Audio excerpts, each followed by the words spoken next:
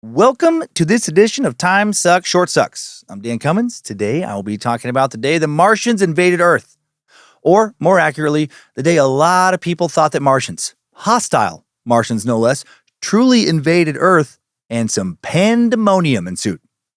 On the evening of October 30th, 1938, the CBS Radio Network broadcasted a live adaptation of the 1897 H.G. Wells classic, groundbreaking sci-fi novel, The War of the Worlds.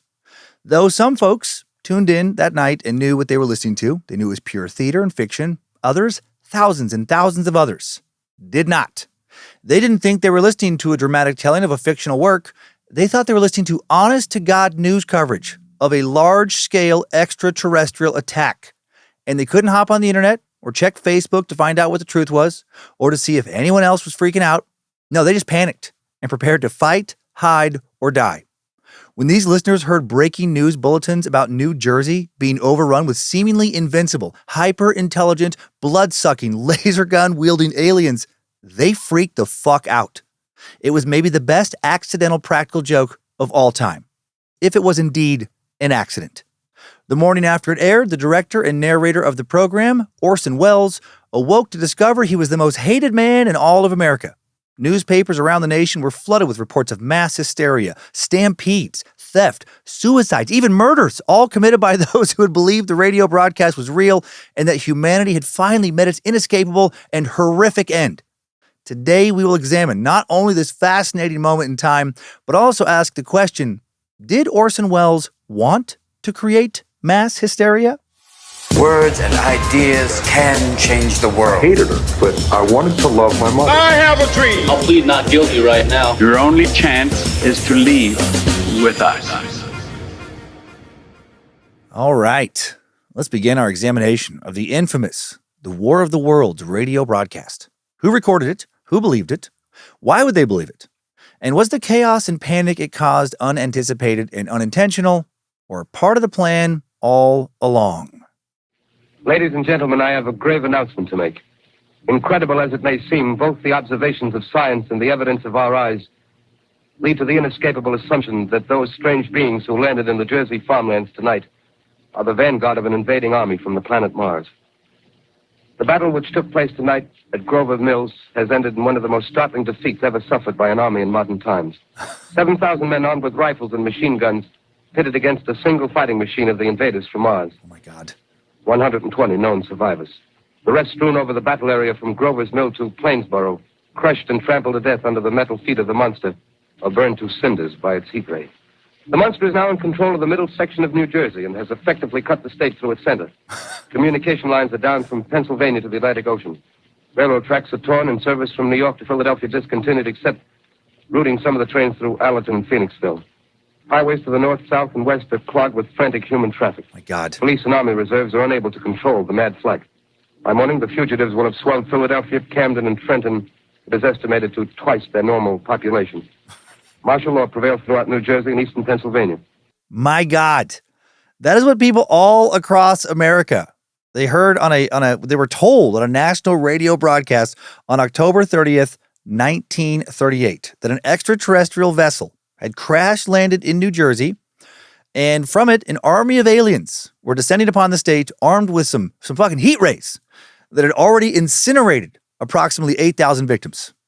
Like I said in the intro, many people listening to the radio that evening were delighted by the news of the alien invasion because they knew it was all made up. It was a very well-done, dramatic telling of this novel. They heard the very beginning of the program when it was announced that it was a theatrical presentation of The War of the Worlds by H.G. Wells, a fiction author. But others missed that part and started shitting their pants. The broadcast that terrified the nation began the night before Halloween at 8 p.m. Eastern Time. From a small recording studio at the CBS headquarters in New York City, Dan Seymour kicked off the live show with an announcement. The Columbia Broadcasting System and its affiliated stations present Orson Welles and the Mercury Theater on the air in The War of the Worlds by H.G. Wells. At the time, Orson Welles, no relation to the author H.G. Wells, was 23 years old and crushing it in the world of theater. He was a prodigy. After a few years of directing high-profile plays in New York City, including an adaptation of Macbeth with an all-black cast, in 1936, 21-year-old Orson, so young, founded his own independent theater company called the Mercury Theater. And under Orson's command, the Mercury Theater performed multiple productions on Broadway from 1936 to 1941, its final year coinciding with the release of Orson's first feature film. You may have heard of it, Citizen Kane, which he both wrote and directed, a film that failed commercially at the time, but now is considered one of the best, most important films literally ever made. But before that, in 1938, Orson decided to bring his theater company to the radio. At the time, entertainment radio was still a very novel invention, just on the cusp of becoming a definitive pillar of modern American life. From July 11th, 1938 to December 4th, 1938, Orson directed and starred in the limited series, The Mercury Theater on the Air. Each week, the cast performed a live adaptation of a different literary classic, some of which included Dracula by Bram Stoker, Treasure Island by Robert Louis Stevenson, A Tale of Two Cities by Charles Dickens, Jane Eyre by Charlotte Bronte, Around the World in 80 Days by Jules Verne, and of course, The War of the Worlds by H.G. Wells. I know I already said it, but I feel the need to say it again because it's confusing, even though they share the same last name. Slightly different spelling, though. No relation between Orson Welles, the director, and H.G. Wells, the author. Okay, now before we get into the War of the Worlds broadcast and its cataclysmic fallout, it's so fucking good. Let's take a quick look at the book that inspired it. The War of the Worlds was written in 1897 by Herbert George Wells. I see why he went by H.G. Sorry, Herbert's out there. It was released in full as a novel. Before that, it was first published in America in weekly installments by Cosmopolitan magazine. Yeah, Cosmo. Pretty funny, right? Long before they were printing articles on stuff like sex moves to blow his mind in bed, or what Emma Roberts' skincare regimen is, or must-have fall fashion accessories for 2024. They were publishing stuff like sci-fi. They've been around since 1886, been based in New York City the whole time, and they've adapted their focus just slightly over the years. Anyway, H.G. Wells' story is told through the eyes of an unnamed male narrator as he struggles to find his family during an alien invasion in the UK. The novel begins with a falling star that lands in a nature preserve near where the narrator lives in Woking, England. Beautiful town just over 20 miles from the center of London. Narrator visits the crash site, which has drawn a small crowd of locals, and discovers what the news said was a meteor is actually a large metal cylinder. And then suddenly, the cylinder opens. I think everyone expected to see a man emerge, possibly something a little unlike us terrestrial men, but in all essentials a man. I know I did, says the narrator. But instead of a humanoid creature, what crawls out of the extraterrestrial vessel is more like an octopus. Like tentacles, slithering, viscid, like some sort of Lovecraftian cosmic horror creature. But this novel was written when H.P. Lovecraft was still in grade school. The Martians in the War of the Worlds do not have bodies. They have gigantic round heads with two damp eyes and a beak-like mouth that drips with saliva. From around the mouth, if you can call it that, 8 long tentacles gleaming like wet leather protrude and wriggle around. The narrator continues his description of the alien, saying, "Those who have never seen a living Martian can scarcely imagine the strange horror of its appearance. There was something fungoid in the oily brown skin, something in the clumsy deliberation of the tedious movements unspeakably nasty. Even at this first encounter, this first glimpse, I was overcome with disgust and dread." Terrified at the sight of the alien, the narrator runs from the crash site, seeks refuge in the nearby woods. From his hiding spot, watches a small group of men approach the cylinder waving a white flag. And they are immediately incinerated. Yeah, that bodiless head can fuck you up, buddy. Who needs a body when you got alien robotic armor and incredibly advanced weapon tech? Armed with their heat ray, laser rocket type of, and other superpowered weaponry, the Martians then begin to calmly and methodically invade Earth and butcher just about every human they encounter. As they go on their rampage, it becomes clear they're profoundly superior species, and that humans to Martians are like insects to us. Inconsequential, lesser in every way. However, humans do have one thing Martians don't. Our immune systems have evolved to protect us from the Earth's indigenous disease bacteria. The Martians do not share this immunity. So in the end, it is bacteria, some of the smallest, most insignificant organisms in the world, that defeat the Martians. 15 days after they land on Earth, every single one of the alien invaders is dead from the common cold. As soon as the War of the Worlds came out, both British and American audiences, they went fucking nuts for it. Which makes sense. The book is completely action-packed. The premise is terrifying and was super novel, super unique when it was published. And the characters are very compelling. There had literally never been anything quite like it. Its originality cannot be overstated. What made the book such a massive success in the late 1800s was the fact that no one had read anything like it ever before. The War of the Worlds was the first book about alien invasion that humanity had ever come across. Hard to imagine that nowadays because we're so inundated with the trope, but back then, the concept of going to war with an extraterrestrial fucking Independence Day, let's go, right? This extraterrestrial race, completely and utterly novel. Sci-fi literally didn't really exist before H.G. Wells, which is why he rightly shares the nickname the father of science fiction, along with Jules Verne and Hugo Gernsback. Frankenstein author Mary Shelley is also credited with being one of a handful of authors and publishers who invented and established the genre. So it's not like no one had written anything at all, but specifically like alien sci-fi was new, right? Movies like Inception, Alien, Body Snatchers, Back to the Future, Interstellar. Oh, there's so many good movies. District 9, Arrival, Blade Runner, 2001, A Space Odyssey, The Matrix, Ex Machina, Dune, Star Wars, even E.T. They wouldn't exist if it had not been for H.G. Wells and a handful of others. Before he was an author, Wells was actually a scientist. He studied biology at what is now called the Royal College of Science under none other than T.H. Huxley, the accomplished biologist who earned the nickname Darwin's Bulldog for his outspoken support of Charles Darwin's theory of evolution. At 29 years old, old Herbert wrote his debut novel, The Time Machine, in which he both invented the terms time machine and time traveler, as well as incorporated what he knew about evolution, biology, and genetics to imagine what the distant future of human anatomy and behavior might look like.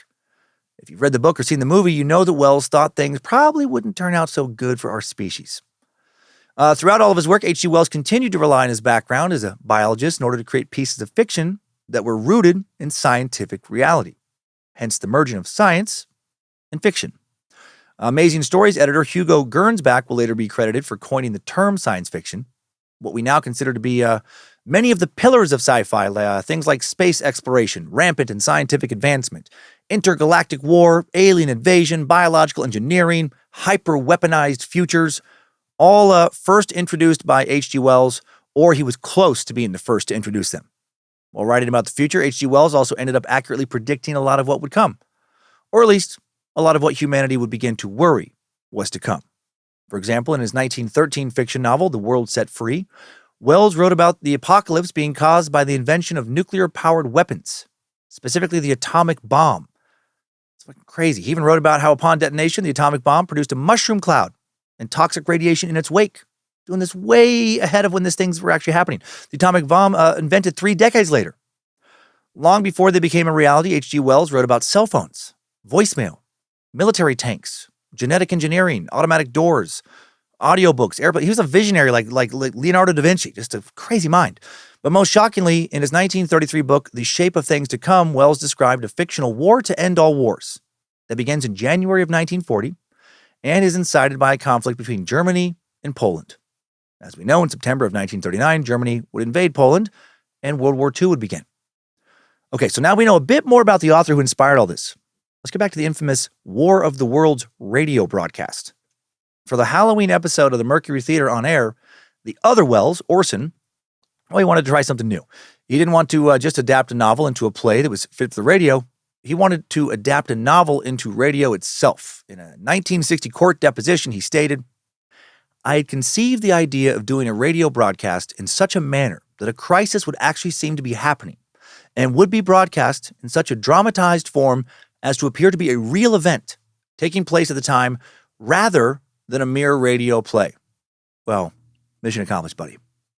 Alongside his producer, John Houseman, and his co-director, Paul Stewart, Orson set about converting the War of the Worlds into, for lack of a better phrase, fake news. The broadcast, which you can listen to in its entirety on YouTube, begins with Orson, or you can go to wellsnet.com, and then they have audio, all kinds of Orson Welles audio on there, these full broadcasts. It begins with Orson reciting a slightly altered version of the novel's opening paragraph. "We know now that in the early years of the 20th century, this world was being watched closely by intelligences greater than man's and yet as mortal as his own. We know now that as human beings busied themselves about their various concerns, they were scrutinized and studied, perhaps almost as narrowly as a man with a microscope might scrutinize the transient creatures that swarm and multiply in a drop of water. With infinite complacence, people went to and fro over the earth about their little affairs, serene in the assurance of their dominion over this small spinning fragment of solar driftwood, which by chance or design man has inherited out of the dark mystery of time and space. Yet across an immense ethereal gulf, minds that are to our minds as ours are to the beasts in the jungle, intellects vast, cool, and unsympathetic, regarded this earth with envious eyes, and slowly and surely drew their plans against us. In the 39th year of the 20th century came the Great Disillusionment. Near the end of October, business was better. The war scare was over. More men were back at work. Sales were picking up. On this particular evening, October 30th, the Crossley service estimated that 32 million people were listening in on radios. When Orson finishes this opening monologue, announcer number one's voice fades in a haughty transatlantic accent. He gives the day's forecast from the Government Weather Bureau, then states, "We now take you to the Meridian Room in the Hotel Park Plaza in downtown New York, where you'll be entertained by the music of Ramon Raquello and his orchestra." And then, and I think this is fucking brilliant, for the next 3 minutes, the Mercury Theater's orchestra just plays live from inside the CBS studio. How many thousands of people tuned in a bit late and just heard some music playing, right, before what sounded like all hell breaking loose? The music is cut off by the first fake news bulletin. This sounds exactly like a real news bulletin would have at the time. In an equally haughty and transatlantic voice, announcer number two tells listeners that he's interrupting the dance music program to bring them a special bulletin from Intercontinental Radio News. He shares that just 20 minutes earlier, a report came in from an astronomer at Mount Jennings Observatory in Chicago that he had observed, quote, several explosions of incandescent gas occurring at regular intervals on the planet Mars. The spectroscope indicates the gas to be hydrogen and moving towards the Earth with enormous velocity. Professor Pearson of the observatory at Princeton confirms Farrell's observation and describes the phenomenon as, quote, like a jet of blue flame shot from a gun, end quote. We now return you to the music of Ramon Raquello, playing for you in the Meridian Room of the Park Plaza Hotel, situated in downtown New York. And then the orchestra just starts playing again. I fucking love it.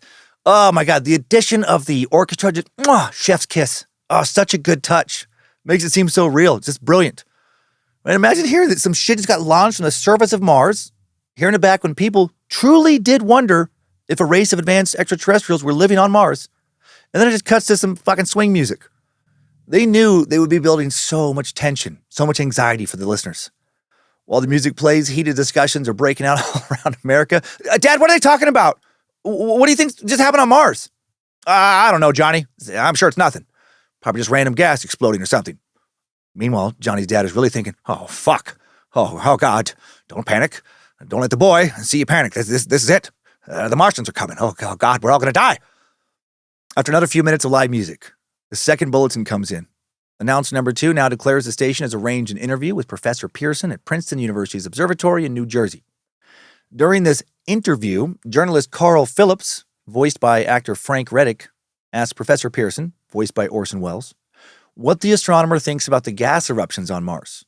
Pearson responds that he cannot account for them, but he knows indisputably it cannot be due to any intelligent force, because as we know, there is no life on Mars. Phew! Oh, a big wave of relief for the listening audience at home. Oh, see, Johnny, I told you, son. Nothing to worry about.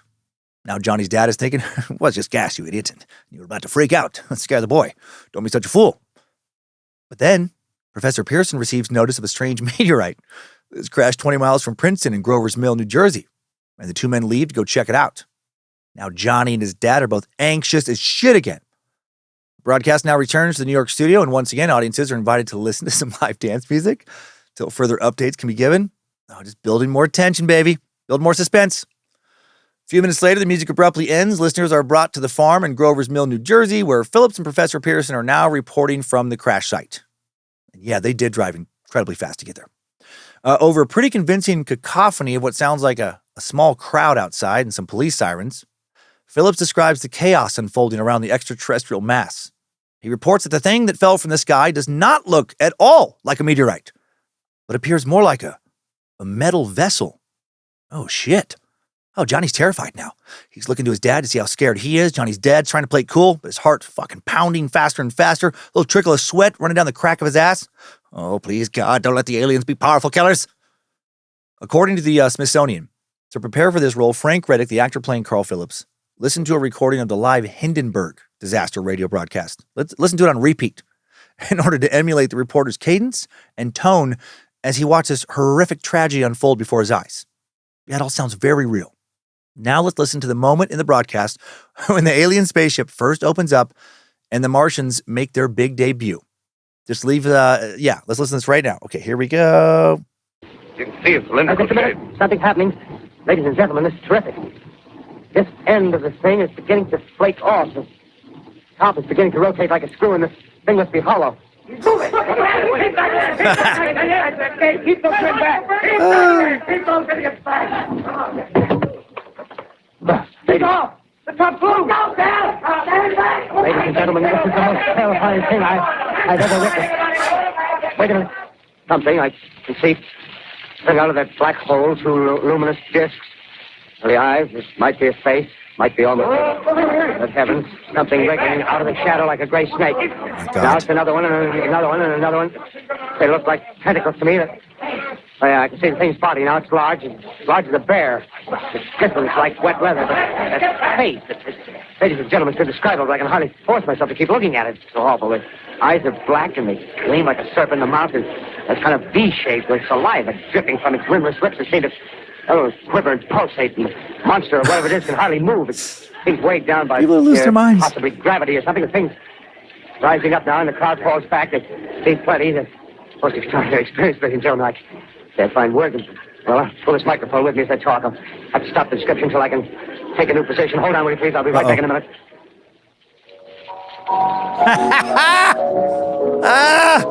Just leaving everybody hanging. A little more music from the Meridian Room at the Park Plaza Hotel. Johnny's got to be near tears now.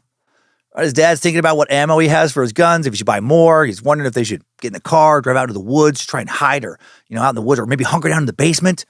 He's taking Johnny's mom aside, just telling her that he's got to go around and grab a bunch of canned box food with a long shelf life so he can hide inside for an extended period of time. I mean, think about if you were around in 1938. You happened to catch this news bulletin while flipping through the radio channels or just turning your radio on. I mean, would you think it's real?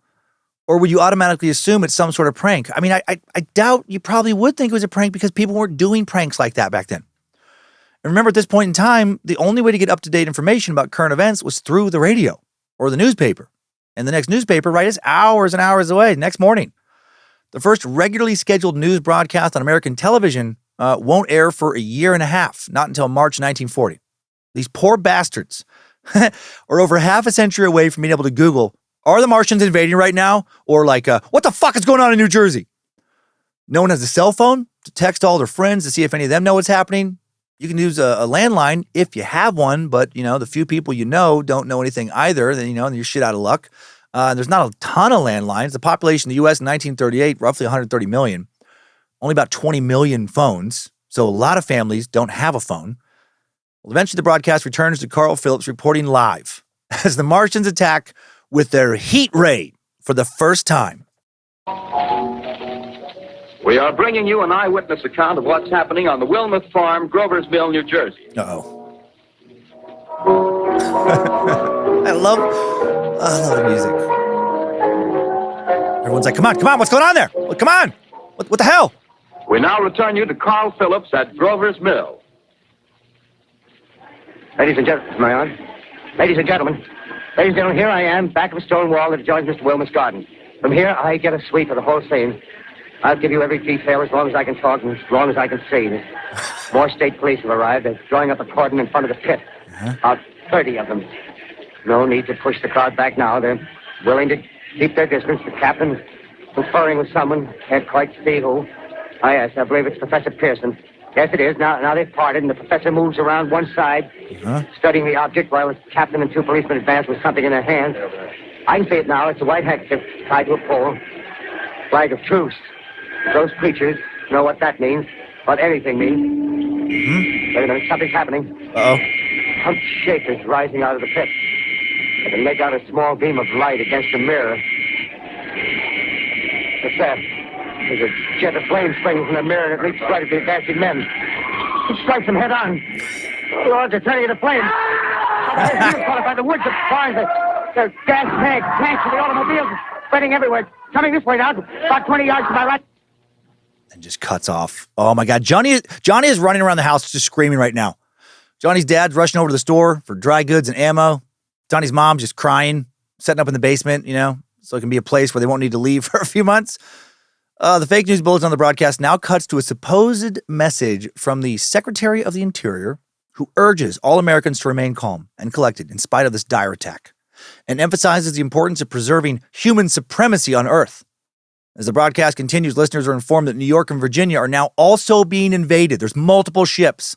And that in addition to the heat rays, the Martians' infantry also have some kind of lethal black smoke that our gas masks are completely useless against. At one point, announcer number one reports from the top of the broadcasting building in New York City as the metropolis is fucking decimated before his very eyes. In the background, the distant sound of church bells, screaming, sirens, and explosions are ringing out. The announcer states that the poisonous black smoke is getting closer and closer to his spot on the roof, until the bulletin ends with the dull sound of his body falling onto the floor just over 30 minutes into this broadcast. Holy shit. They went balls to the walls on this one. Just over 35 minutes into the 51-plus minute performance, the audience is reminded that this is a dramatic presentation of a book. And then there's another roughly 15 minutes of insanity. Then Orson closes out the program with, "This is Orson Welles, ladies and gentlemen, out of character to assure you that the War of the Worlds has no further significance than as the holiday offering it was intended to be. The Mercury Theater's own radio version of dressing up in a sheet and jumping out of a bush and saying boo. Starting now, we couldn't soap all your windows and steal all your garden gates by tomorrow night, so we did the next thing. We annihilated the world before your very ears and utterly destroyed the CBS. You will be relieved, I hope, to learn that we didn't mean it, and that both institutions are still open for business. So goodbye, everybody, and remember the terrible lesson you learned tonight. That grinning, glowing, globular invader of your living room is an inhabitant of the pumpkin patch, and if your doorbell rings and nobody's there, that was no Martian. It's Halloween." Next morning, Monday, October 31st, the front page of the New York Times reads, "Radio listeners in panic, taking war drama as fact." It stated that upon hearing the live broadcast, thousands began to evacuate New York City and New Jersey to escape the Martians, which in turn caused tremendous bumper-to-bumper traffic jams and multiple accidents. On one block in Newark, I love this so much, at least 20 different families fled their homes just on this one block. All at once, carrying a few precious belongings and holding wet towels over their faces to protect themselves from the extraterrestrials' poisonous black smoke. Oh my God, I would be down on the floor with laughter if I was Orson Welles reading that. Holy shit, I'd be so fucking proud of myself. At least 20 families on one block fleeing in terror. How pissed were they when they found out it was all bullshit? Just felt like idiots. And how hard are you laughing if you also lived on that block, but had paid attention to the whole thing and knew it was a joke? And now you're just like, oh, look at Mrs. Smolinski go. Man, she can still move fast for being almost 80 years old. That is fantastic. Article also claimed that at the time of publication, a score of adults required medical treatment for shock and hysteria. In New York City alone, within a single hour since the broadcast started, the police received thousands of phone calls from terrified citizens frantically inquiring if the broadcast was real, requesting assistance, evacuating their loved ones, and asking where they should go to seek shelter, seek refuge from alien bombs, a heat ray, and the poisonous gas raid.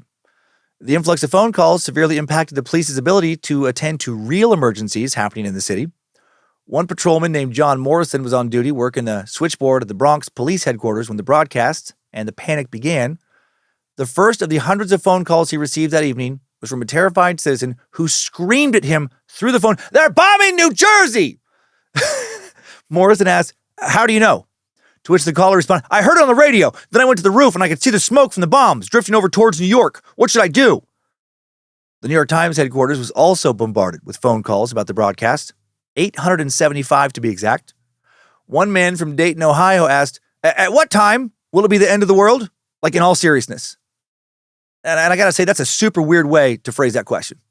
It's also just a super weird question to ask. How would anyone working there know exactly when these aliens who just landed will be finished destroying everything?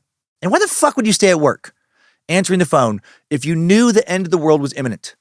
I love my job. I truly do. But if I know the world is going to be ending in the next few hours or days, guess who no longer gives a shit about podcasting? Get the fuck out of here. I'm going to have a big end of the world party, spend as much time as I got left with Lindsay and the kids, the dogs, and I don't know, Maybe do a lot of drugs. In Harlem, multiple churches' evening services were interrupted by terrified parishioners barging through the doors, seeking spiritual consolation and guidance from the heavens on how to navigate a Martian invasion.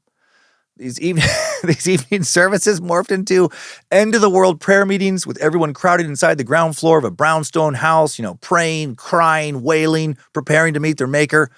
Similar situations were reported in churches across Alabama, Tennessee, and Indiana. Reportedly, one Indianapolis woman ran into St. Paul's Episcopal Church, a church she did not attend, by the way, screaming, "New York is destroyed! It's the end of the world! You might as well go home to die!" I just heard it on the radio. In less than an hour, Orson Welles pranked more people than the cast of Punk'd, The Impractical Jokers, and every other prank show that's ever been combined. A hospital in Newark received phone calls from multiple parents whose children were receiving treatment there, demanding their child be discharged so they could evacuate the city with their family.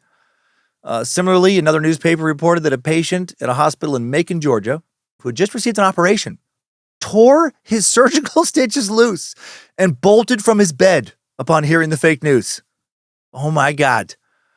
According to the New York Times and other sources, part of the reason the panic became so widespread was actually something good. It was because people were just really looking out for each other. One terrified listener would call his mom, who would tell her neighbors, who would tell their friends, who would then tell everybody who listened that they needed to evacuate right now. The streets of New York were flooded with people fleeing their homes to escape the end of the world, and the majority of them probably never heard the broadcast. Although the Mercury Theater on air did have a dedicated following, it wasn't massively popular amongst the masses. There were many other radio shows, far more popular. So it was more by word of mouth that the hysteria spread, the potent work of the rumor mill and mob mentality. Upon hearing the news that the East Coast was being invaded by extraterrestrials, one woman from New Orleans immediately got on a flight to New York City to go save her daughter, who was going to a university there. The article doesn't say, but I wonder what her reaction was when she landed at JFK and there were no Martians anywhere to be found. Just cried the whole flight, only to land and find out it was a bunch of bullshit. But also, what a badass mom. A similar badass in San Francisco reportedly called the police station multiple times, asking where he could volunteer his services to help defeat the alien invaders. Unfortunately, not every story was as entertaining or heroic. One poor bastard in Pittsburgh returned home from work during the middle of the broadcast to find his wife in their bathtub with a bottle of poison in her hand, screaming, "I'd rather die this way than like that." Oh my God. The article does not say what happened to the woman. Hopefully she survived.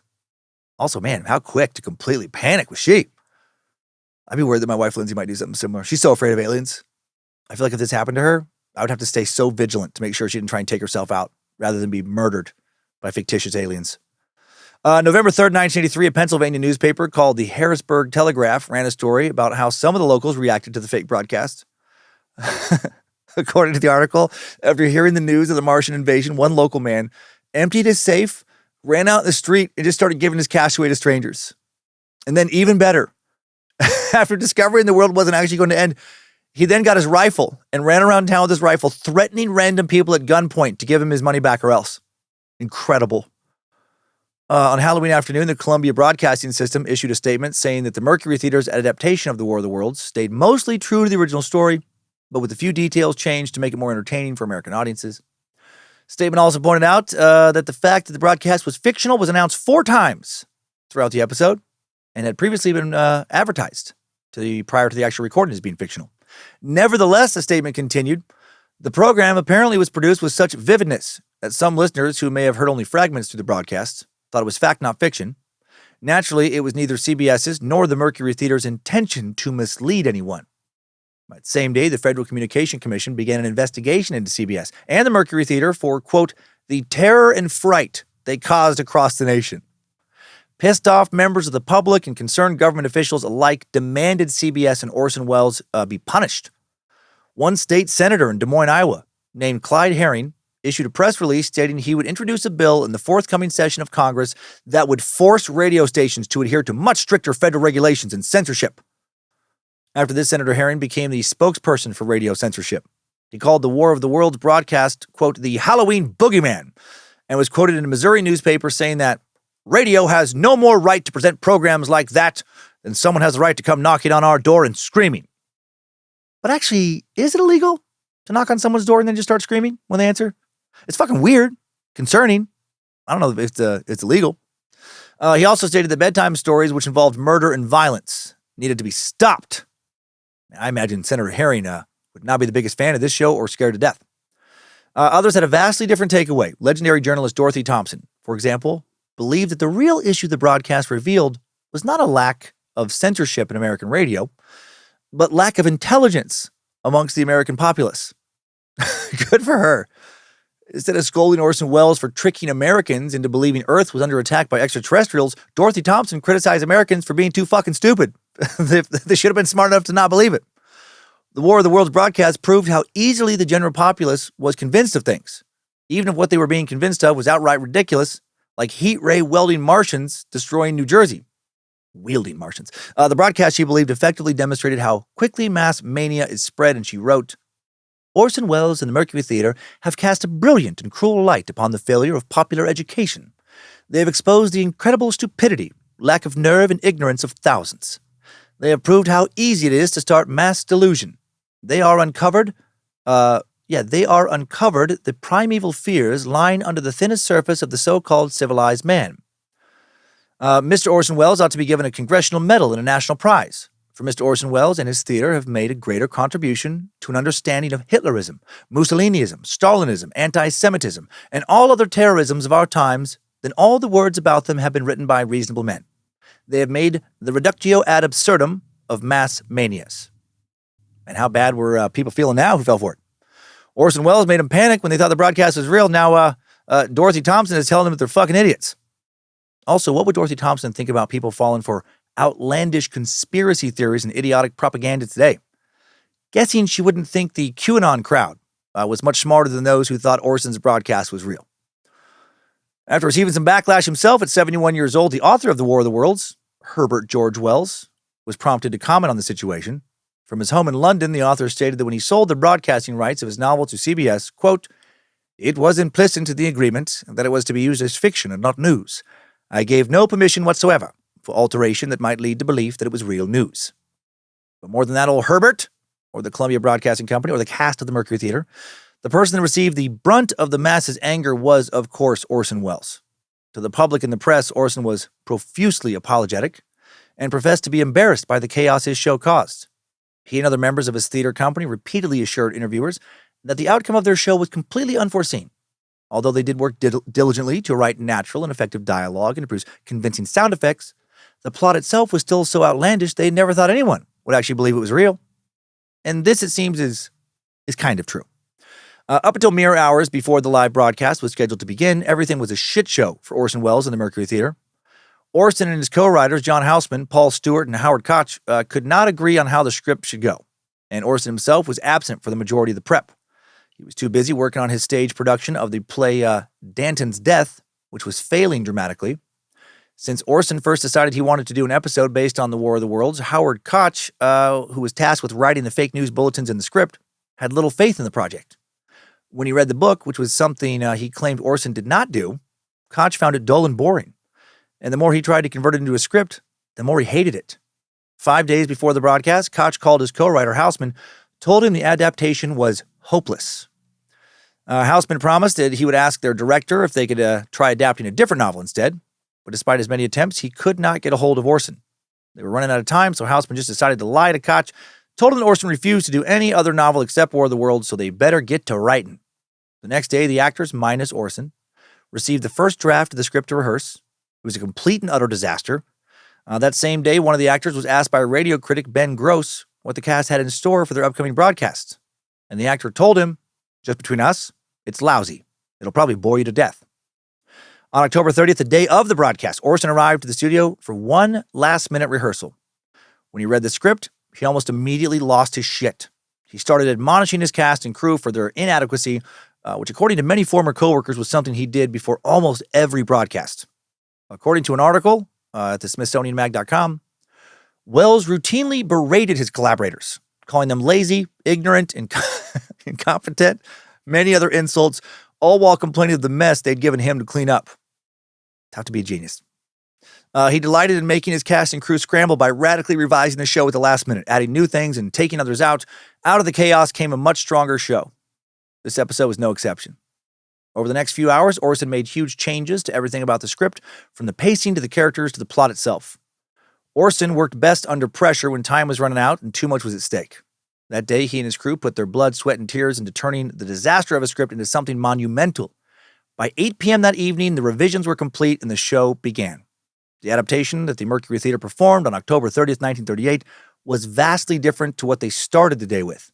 And because of that, it was like, as the Smithsonian calls it, a magnificent fluke. So did Orson and his Mercury Theater cast plan on deceiving their listeners? Probably both yes and no. They did make adjustments to the script to make it more believable. But based on the shitstorm, it began as no one was sure how successful it would be. But what about Orson Welles? Was he really mortified by the panic it caused?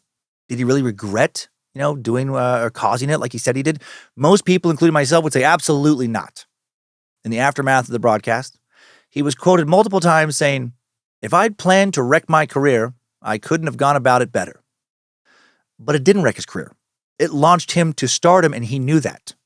Director of An American Werewolf in London and friend of Orson's, John Landis, said that Orson milked all the publicity surrounding the pandemonium he caused for all it was worth.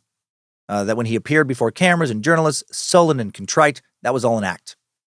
Orson did later admit that the morning after the broadcast, he had to work hard to conceal his extreme delight at the impact of his work. Yeah, of course. I mean, how could you not be proud of producing and starring in a dramatic retelling of a work of fiction and do such a good job? Thousands and thousands and thousands of people thought it was absolutely real. However, it's important to note that at the time, the impact was likely overstated and exaggerated. While it is true that newspapers across the nation reported stories of things like suicide, murder, much more likely that the hysteria was confined to overly packed churches, panicked phone calls to the police, a few traffic jams, general confusion, and some mass exoduses, mostly in New York and New Jersey. The evacuation ended fairly quickly when the refugees looked to the sky, found it shockingly void of any alien invaders from Mars. But still, people were running out of their homes and down the street. People were jumping into cars, fleeing cities. Some people were hopping on planes to rescue loved ones. And what about some random people living alone with their radios out in the sticks? What a wild night some of them must have had. A lot of those people lived in Concrete, Washington. I love this. In the little 800-person-ish town of Concrete, Washington, 90 minutes north of Seattle, phone lines and electricity suffered a short circuit at the Superior Portland Cement Company substation just as listeners heard New York being destroyed by aliens. What are the odds? Residents were now unable to call neighbors, family, or friends to have them calm their fears. And this was happening during a heavy thunderstorm. During this heavy thunderstorm, panicked residents literally running, screaming, crying down the streets. And the pandemonium there lasted for hours. Hours when an entire town truly thought aliens had just destroyed New York and were taking over the country. Here I thought my Dick Bird prank was a good one. Actually, I still do. It's one of my finest achievements. But I don't have shit on Orson Welles. The infamous 1938 War of the Worlds broadcast. I found this so entertaining. I hope you enjoyed learning about it at least half as much as I did. And I hope somebody told Johnny and his dad and his mom that they didn't need to hide down in the basement for several months living in terror, afraid of being eviscerated by murderous Martians in their heat rays at any moment. And that is it for this edition of Time Suck, Short Sucks. Short Sucks, my God. I think this was my favorite one.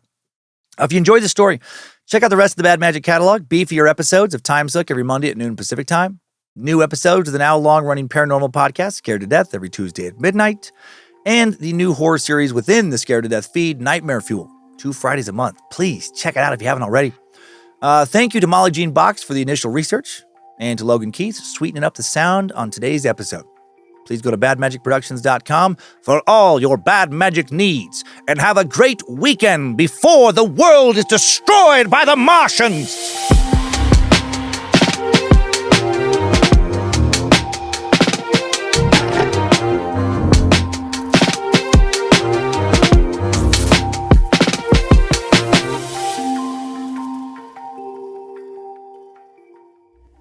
Bad Magic Productions.